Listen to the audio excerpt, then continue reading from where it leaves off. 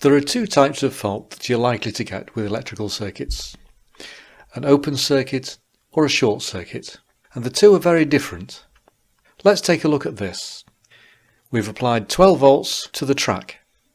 We've put a locomotive on the track. The motor in the locomotive is turning because it's drawing current from the supply. The current is passing along one track, through the motor, and back to the power supply through the other track. What happens if we break the circuit here? Well, immediately the motor stops, because there has to be a continuous circuit for the current to flow through the motor, so the motor turns. So if you break the circuit here, the motor stops, but in just the same way, if you break it here, the motor stops. If we break it here though, it makes no difference at all. Or here, because the current can still flow through the motor. So finding where the open circuit is, if you've got a problem with track or a point or somewhere, is really straightforward. You'll find that the locomotive runs, but when it stops, there is the brake. The brake is something to do with the feed from the power supply to the locomotive. It may be the track, it may be the wiring up to that section of track, but nonetheless, that's where the problem's occurring. Now, where an open circuit was a break in the circuit, a short circuit is a small piece of wire, a strand of wire, or maybe a blob of solder that actually connects together both sides of the supply. Now, if we put a short circuit on here, then the electrical current will take the easiest path, which is straight through the short circuit. So current will flow along the track, down through the short circuit and back through the track to the power supply. No current will flow through the motor, and in fact the short circuit will force the power supply to produce a great deal of current.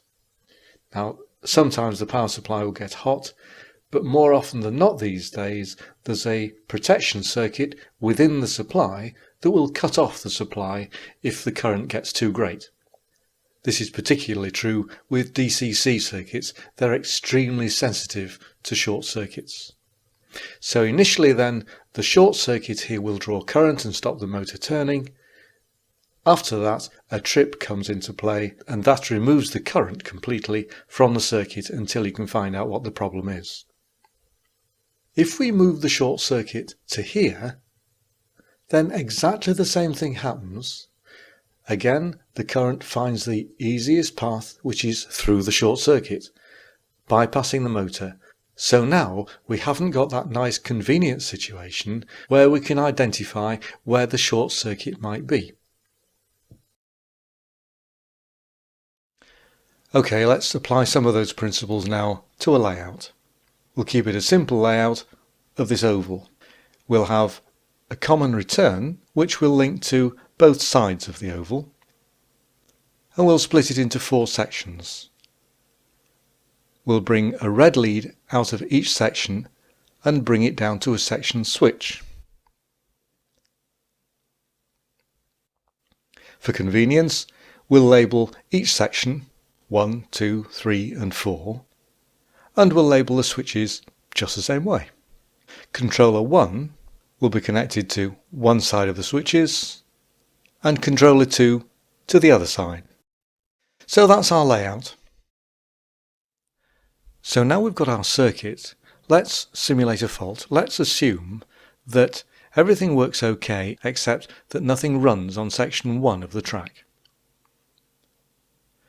Now it should do. Looking at this wiring layout, we've got the common return connected up, we've got the yellow wire coming out of controller 1 going up through switch 1 up to track section 1. Controller 1 is set at maximum, so the locomotive should run, and run pretty fast. We'll test it not with a locomotive, but with a bulb. Now one side of the bulb will connect to the common return. The other one we'll use as a test probe. First of all, let's connect our test end of the bulb onto the track itself. Well, the bulb looks pretty dead here, as you'd expect. The next test point is going to be the next stage towards the controller. So we'll go to that connection where the track is connected to the wire. No, nothing there either. So we'll come a stage further down to the top of switch number 1. Still nothing. But if we go to the other side of switch number 1, the lamp lights up. So we've got our 12 volts there, we just don't have it on the other side of the switch. This tells us then there's something wrong with the switch. Either the wiring around the switch, something's possibly dropped off the switch, or the switch itself could be faulty. Check that out, replace the switch if necessary, and everything will be fine.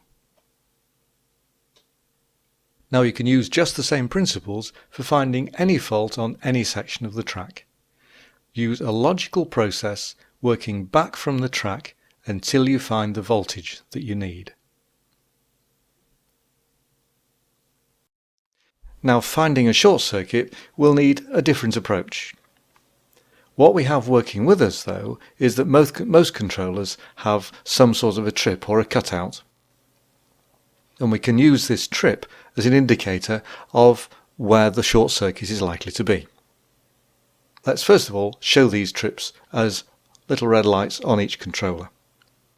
Power up the layout and the trip blows on controller 1. So we have an overload somewhere beyond controller 1 itself. The first thing to do is to try and limit the area where that short circuit appears. So let's switch over to controller 2. Switch the circuit on again. We've still got overload.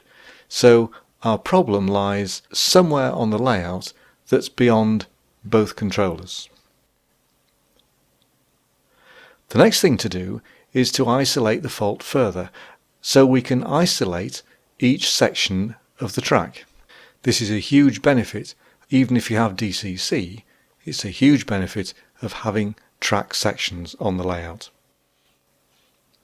So if we first of all isolate all 4 sections and then turn each one on in turn. Section 1's okay. Section 2, that's fine too.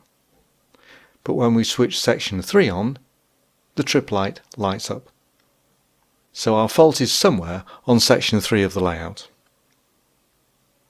If there's anything standing on that section, remove it. Locomotives, rolling stock, anything at all that might itself cause a problem.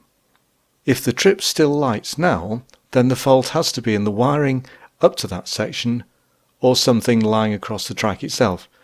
Look particularly at points, because points are where the black rail and the red rail run very close to each other, and it's quite likely that you'll get a short somewhere around there.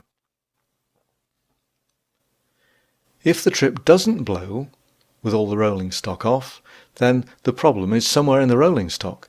So put them on one at a time back on the track and see which particular item is causing you the problem.